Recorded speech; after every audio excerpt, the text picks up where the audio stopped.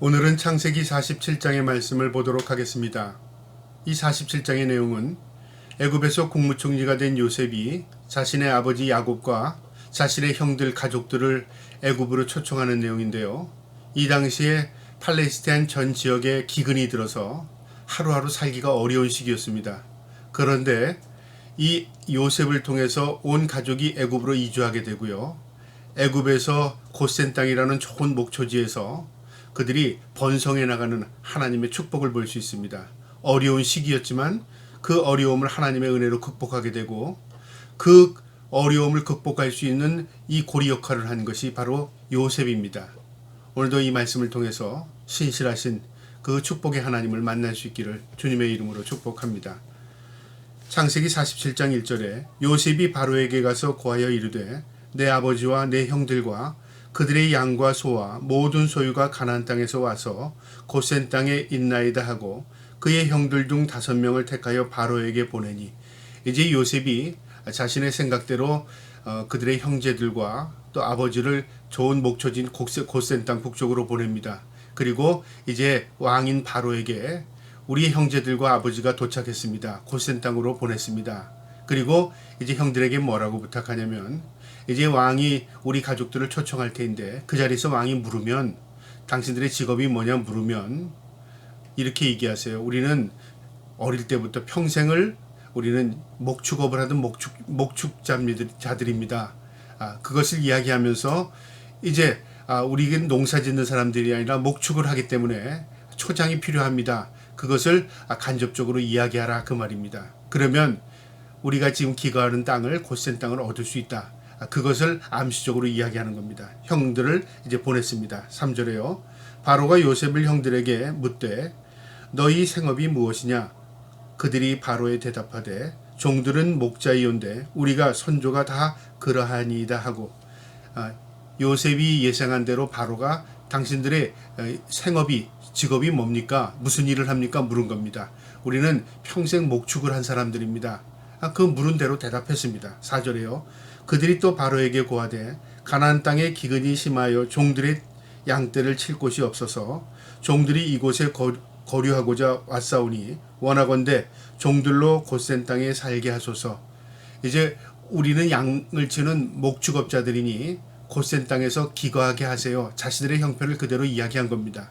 5절에 바로가 요셉에게 말하여 이르되 내 아버지와 형들이 내게 왔은즉 애굽 땅에 내 앞에 있으니 땅의 좋은 곳에서 내 아버지와 내 형들이 거주하게 하되 그들이 고센 땅에 거주하고 그들 중에 능력 있는 자가 있거든 그들로 내 가축을 관리하게 하라. 너희가 원하는 대로 고센 땅에 기거하고 그 다음에 너희 형제들 가운데 목축의 기술이 있는 형제들이 있다면 내 양들, 내 이 가축들도 좀 돌봐달라고 부탁을 합니다. 오히려. 그래서 이것은요 개인적인 목축뿐만 아니라요 애굽의 국가적인 가축을 기르는 그런 일에도 관여하게 되는 것입니다. 이것은 굉장히 견고한 겁니다. 누구도 하나도요 불만을 가질 수 없습니다. 왜냐하면 국가의 일을 감당하게 하기 때문에 그렇습니다. 7절에요. 요셉이 자기 아버지 야곱을 인도하여 바로 앞에 서게 하니 야곱이 바로의 축복을 하며, 이제 요셉이 아버지를 소개하면서 바로 앞에 아버지 야곱을 서게 합니다. 자, 그런데요 여기에 특이한 점이 야곱이 바로에게 축복했답니다. 바로는 왕입니다. 야곱은 노년에 그냥 목축업자에 불과합니다. 그런데 야곱이 바로에게 축복했다는 내용은 무엇을 의미하냐면요 바로 하나님의 신실하심을 증거하는 겁니다. 그러니까 우리가 어느 집에 들어가거나 또 우리가 식사를 할 때 기도하잖아요. 우리가 어느 집에 갈 때 제일 먼저 그 집을 축복하면서 기도하잖아요. 그런 모습입니다. 그러니까 야곱이 바로를 뵐 때 바로 앞에서 기도하는 겁니다. 축복이 기도를 한 거죠. 그럼 바로의 입장에서는 뭐죠? 저 사람들이 믿는 하나님, 신에게 기도하는구나. 그래서 보면서 저들은 신앙을, 하나님이 여호와 신앙을 가지고 있구나. 그걸 이해하게 되는 겁니다. 그 다음에요 8절에 바로가 야곱에게 묻되 내 나이가 얼마냐? 나이가 많이 들어 보이니까 바로가 물은 것 같습니다. 9절에 야곱이 바로에게 이르되 내 나그네 길이 세월이 130년이니이다. 내 나이가 얼마 못 되니 우리 조상이 나그네 길에 연조에 미치지 못하나 험악한 세월을 보냈나이다. 야곱이 뭐라고 말하냐면요. 내 나이는 내 조상들에 비하면 얼마 되지 않았습니다. 왜 이런 말을 했냐면요. 아브라함은 175세까지 살았고요. 그 다음에 이삭은 180세. 그러니까 야곱은 140세 이상을 떠나거든요. 그러니까 선조들에 비하면 130세 별거 아닙니다. 그럼 먼저 자기의 겸손함으로 이야기를 했고요. 그러나 내 인생이 참 험악했습니다. 굴곡진 인생을 살았습니다. 파란만장한 인생이었습니다. 그것을 얘기하는 겁니다. 그러면서 자신의 인생을요, 나그네 길이라고 말합니다. 여러분, 이게 철학적인 것 같지만요, 우리의 인생이 왜 나그네 길이 될 수 있냐면요, 우리는 이 땅에 정착하는 이 거주자가 아닙니다. 사실은 우리가 살아있는 동안에는요, 지나가는 곳입니다. 거쳐가는 곳입니다. 우리의 목적지는 분명히 있습니다. 그래서 나그네 인생, 나그네 길 그렇게 말하는 겁니다. 만약에 우리가 영원한 곳을 이 땅이라고 하면요, 어떤 생각을 할까요? 이곳에서 모든 것의 희망을 이 땅에서 둘겠죠. 근데 우리가 하나님을 믿는 하나님의 백성으로서의 인생의 삶은요, 나그네 인생입니다. 우리가 그냥 거쳐가는 겁니다. 그래서 이 땅에서요, 우리가 가볍게 사는 것이고요. 이 땅에 우리가 항상 천국의 소망을 두고 사는 인생을 살아야 하는 것입니다. 이 야곱이 그런 고백입니다. 나는 그저 나그네 인생을 살았는데 내 인생이 참 험난했습니다. 내 인생은 지금 130살인데요. 우리 조상들에 비하면 아직 연륜이 그렇게 많지 않습니다. 그렇게 얘기한 겁니다. 10절에요. 야곱이 바로에게 축복하고 그 앞에서 나오니라. 여러분 또 7절과 똑같은 말 하죠. 들어가서 만날 때 기도했습니다. 축복했죠. 나올 때 또 축복합니다. 그러니까 그는요, 시작과 마침을 하나님께 의지하고 기도하는 모습을 보여줬다 그 말이죠. 이게 그리스도인의 모습이요, 그리스도인의 삶이 되어야 합니다. 우리는 항상요, 시작과 마침을 기도로 해야 되고요. 그다음 남을 위해 축복해야 하고요. 그걸 하나님의 동행과 인도하심을 또 보호하심을 받아야 할 존재입니다. 하나님을 의식하고 하나님을 인정하고 사는 것, 그게 내 자신에게도 복이 되고요, 하나님께도 영광이 됩니다. 이게 신앙생활입니다. 야곱은요, 바로 왕이었지만 바로 앞에서도 기도하고 시작했고, 그 기도로 그를 축복했고, 또 그를 헤어져서 만나고 나올 때도 또 기도로 마치고 그를 축복했습니다. 11절에요. 요셉이 바로의 명령대로 그 아버지와 그의 형제들에게 거주할 곳을 주되 애굽의 좋은 땅 람셋을 그에게 주어 소유주로 삼게 하고, 이 바로가 요셉을 통해서요, 그곳에 거주하라고 허락했을 뿐만 아니라 애굽의 좋은 땅 람셋을 그에게 주어 소유로 삼았답니다. 그러니까 빌려주는 게 아닙니다. 당분간 여기서 쉬다가 가세요가 아니라요, 땅을 지정한 겁니다. 그러니까 이 고센 땅 지역에서도 좋은 목초지였던 람셋을 지정한 겁니다. 지명이 분명히 나옵니다. 그러니까 이것은요, 그들이 소유주가 된 겁니다. 12절에요. 또 그의 아버지와 그의 형들과 그의 아버지의 온 집에 그 식구들을 따라 먹을 것을 주어 봉양하게 하더라.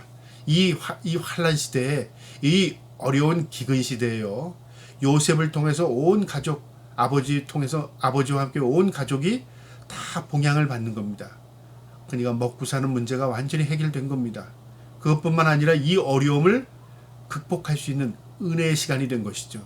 여러분, 이것이 하나님의 은총이요 은혜입니다. 우리가 어려운 환란 시기에 살지라도요, 하나님의 도우심, 하나님의 보호심이 있습니다.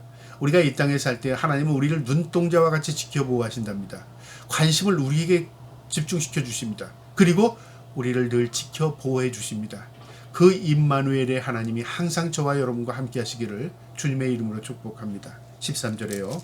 기근이 더욱 심하여 사방에 먹을 것이 없고 애굽 땅과 가나안 땅이 기근이 황폐하니 요셉이 곡식을 팔아 애굽 땅과 가나안 땅에 있는 돈을 모두 거두어 들이고 그 돈을 바로의 궁으로 가져가니, 이제 기근이 하루 이틀에 끝난 게 아니라요, 1년이 지나고 2년이 지나면서 사람들은 또 사온 곡식이 더 떨어지고 하니까 있는 돈을 다 쓴 겁니다. 곡식을 다 산 겁니다. 그러면은 사람들은 돈이 다 없어지고요, 양식을 다 샀기 때문에. 그 다음에 애굽의 국고는 어떻게 되죠? 곡식을 팔아서 그 국고가 점점 채워지는 겁니다. 그것을 지금 이야기하는 겁니다. 15절에요. 애굽 땅과 가나안 땅에 돈이 떨어진지라 애굽 백성이 다 요셉에게 와서 이르되 돈이 떨어졌사오니 우리에게 먹을 거리를 주소서. 어찌 주 앞에 죽으리이까. 우리가 돈도 없습니다. 근데 먹을 거 주세요. 우리 죽게 됐습니다. 그 말이죠. 이건 무엇을 의미하냐면요, 이제 돈이 다 떨어져서 그들이 양식을 살 게 없다 그 말이죠. 요셉이 뭐라고 제안하냐면 요셉이 이르되 너희의 가축을 내라. 돈이 떨어졌은즉 내가 너희의 가축과 바꿔주리라. 너희가 돈이 없어도 가축을 가지고 오면 내가 그 가축을 통해서 내가 양식을 주리라. 여러분, 돈은 보관하기가 쉽습니다. 가축은요, 이 기근 때에 보관하기도 어렵습니다. 그러니까 이들은요, 아이고 먹고 살기도 힘든데 지금 가축이 무슨 소용이 있느냐, 농사도 못 짓는데 가축이라도 주고 양식을 살 수 있는 게 참 은혜였습니다. 요셉은요, 그러나 무엇을 생각했냐면 이 기근이 끝나고 나면 이 목축 이 농사를 또 재개하게 될 것이고요. 그 다음에 이 가축들을 잘 키워서 국고를 또 번성하게 할 수 있다는 것이죠. 그러니까 앞을 내다보는 경영자였습니다. 그래서 요셉이 돈이 없어도 가축 가지고 오면 내가 양식 줄게. 그래서 또 그들에게 가축을 가져오게 하고 양식을 내줬습니다. 17절에요. 그들이 그들의 가축을 요셉에게 끌어오는지라 요셉이 그 말과 양떼와 소떼와 나귀를 받고 그들에게 먹을 것을 주되 곧 그 모든 가축과 바꾸어 그 해 동안에 먹을 것을 그들에게 주니라. 그 해를 또 넘긴 겁니다. 그러나 시간이 지나면 또 양식이 또 떨어지죠. 18절에요. 그 해가 다 가고 새 해가 되매 무리가 요셉에게 와서 그에게 말하되 우리가 주께 숨기지 아니하나이다. 우리의 돈이 다 하였고 우리의 가축대가 주께로 돌아갔사오니 주께 낼 것이 아무것도 남지 아니하고 우리의 몸과 토지뿐입니다. 이제 우리가 사 먹을 게 없습니다. 가축도 다 드렸고 돈도 다 해서 샀고 이제 우리가 몸뚱아리와 땅밖에 없습니다. 그때 또 제안하는 겁니다. 이것은 무엇을 의미하냐면요. 사람들이 이 어려운 가운데서도 이 요셉의 경영 능력을 우리에게 보여줍니다. 이미 7년이라는 기간이 있음을 그 요셉은 하나님의 계시를 통해서 알았습니다. 그러니까 한 해 이태에 끝날 게 아니라는 걸 알았죠. 그러나 백성들은요, 이게 언제 끝날지 모릅니다. 그러니까 계속 기근이 끊이지 않으니까요, 자신들의 모든 것을 주고도 살 수가 없는 겁니다. 그냥 하루하루 연명하는 것만 해도 감사한 거죠. 요셉이 또 제안합니다. 19절에요. 우리가 어찌 우리의 토지와 함께 주의 목전에 죽으리이까 우리의 몸과 우리의 토지를 먹을 것을 주고 사소서. 우리가 토지와 함께 바로의 종이 되리니 우리에게 종자를 주시면 우리가 살고 죽지 아니하며 토지도 황폐하게 되지 아니하리이다.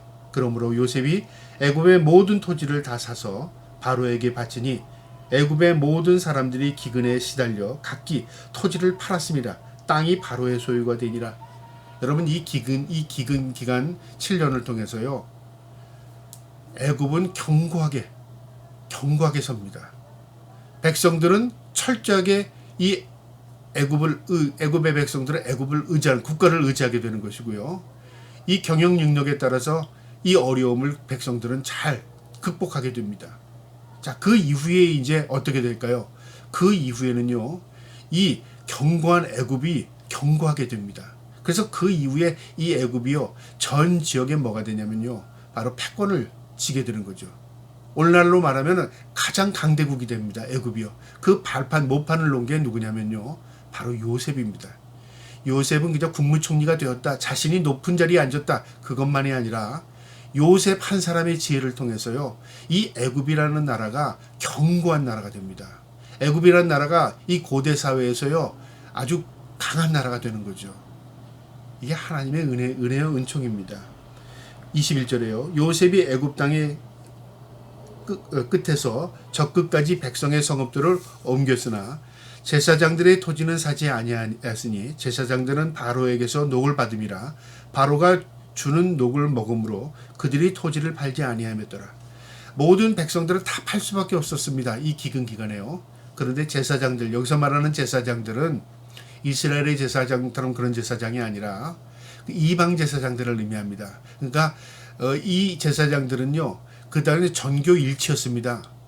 종교가 그 정치였고요, 정치가 그 종교였습니다. 그런 시대입니다. 고대 시대예요. 제사장들은 고위 관리들입니다. 이 고위 관리들은요, 국고에서 월급을 받은 거죠. 돈을 받은 거죠. 그러니까 이들은 땅을 팔 필요가 없었습니다. 이게 어떤 결과를 갖게 되냐면요, 그들은 이 어려움을 국가와 한 몸이 되어서 견디는 거죠. 국가에서 그 자신들의 생명을 유지할 수 있는 돈이 나오니까요. 백성들은 팔아야 살 수 있는 것입니다. 그러니까 국가는 견고해지고 백성은 철저히 국가를 의지할 수밖에 없는 그런 상황이 된 거죠. 23절에요. 요셉이 백성에게 이르되 오늘 내가 바로를 위하여 너희 몸과 너희 토지를 샀노라. 여기 종자가 있으니 너희는 그 땅에 뿌리라.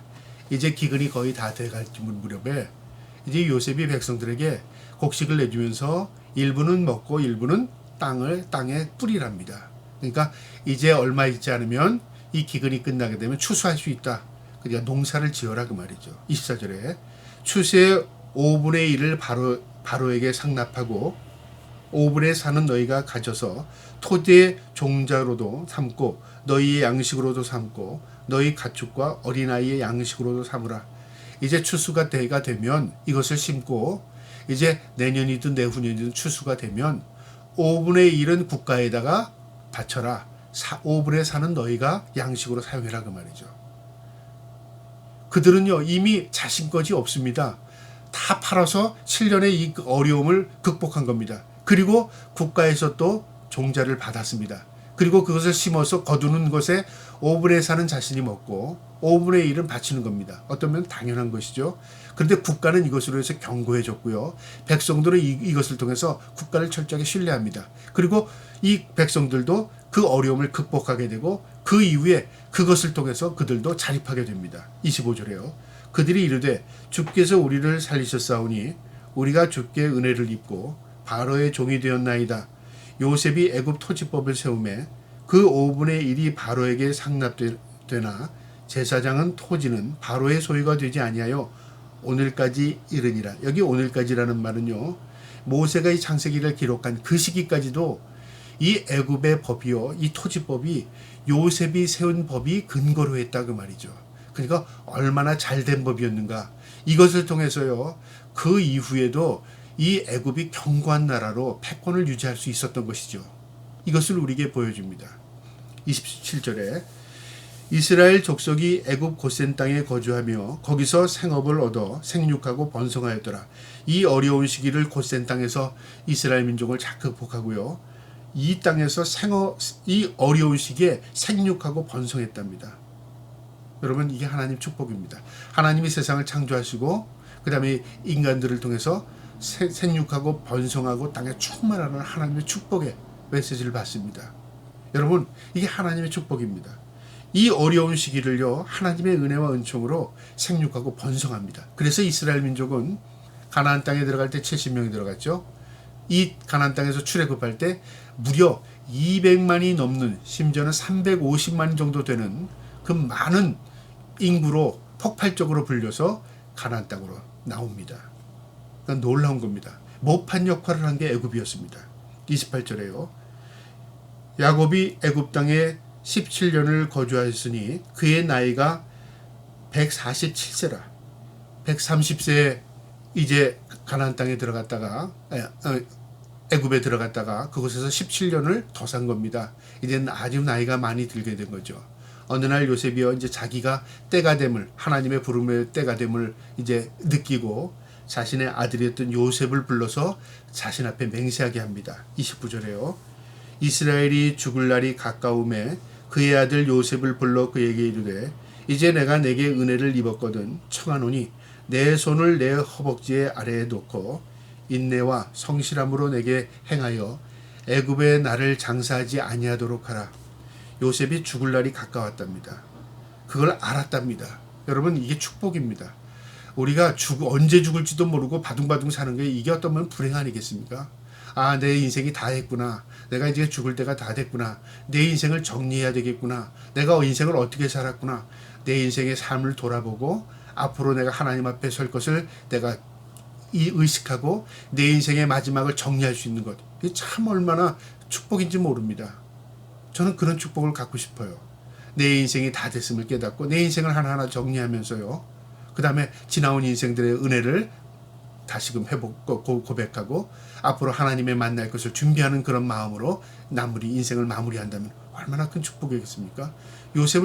야곱은 그런 마음으로 이제 아들을 부른 겁니다. 요셉을 불러서요. 자신의 앞에서 맹세합니다. 인내와 성실로 맹세하게 하는데 어떤 맹세를 하냐면 내가 죽어도 이곳에 있지 않게 하고 내 아버지 이삭이 계신 곳 내 할아버지 묻힌 이 아브라함이 계신 곳 어디냐면요, 막벨라입니다. 막벨라. 헤브론의 막벨라에 나를 묻어달라. 내 고향 하나님께서 허락한 그 땅에 나는 묻히고 싶다 그 말이죠. 이게 땅의 의미가 아니라요, 하나님의 축복, 약속의 의미입니다.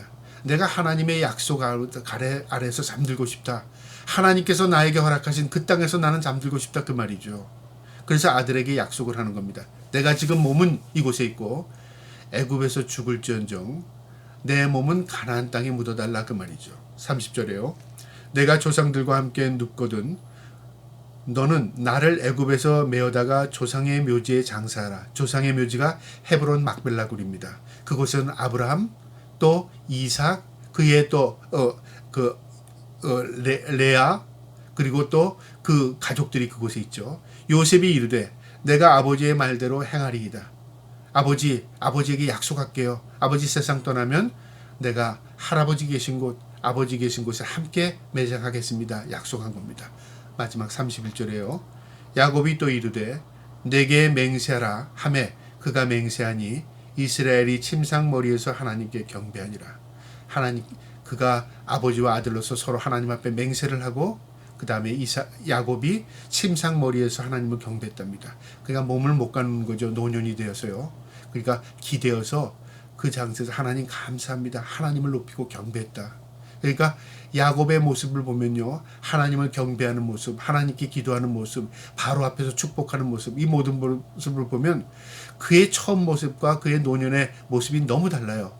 처음의 모습에는 어떻게 악착같이 살려고 하는 그 바둥거리는 모습이 보였다면요, 인생 노년에는요 모든 것을 하나님께 의지하고 하나님께 기도하고 하나님의 뜻에 자신을 맡기고 그리고 하나님과 동행하는 인생을 사는 모습을 보면요, 믿음의 성숙을 보여주는 것 같아요. 참 아름답습니다. 저와 여러분이 이런 야곱처럼요, 인생의 시간이 지날수록 더욱더 하나님을 의지하고 하나님께 맡기고 하나님만을 신뢰하면서 세상을 잘 마무리할 수 있는 그런 은혜와 축복이 저와 여러분의 있기를 주님의 이름으로 축복합니다. 아멘.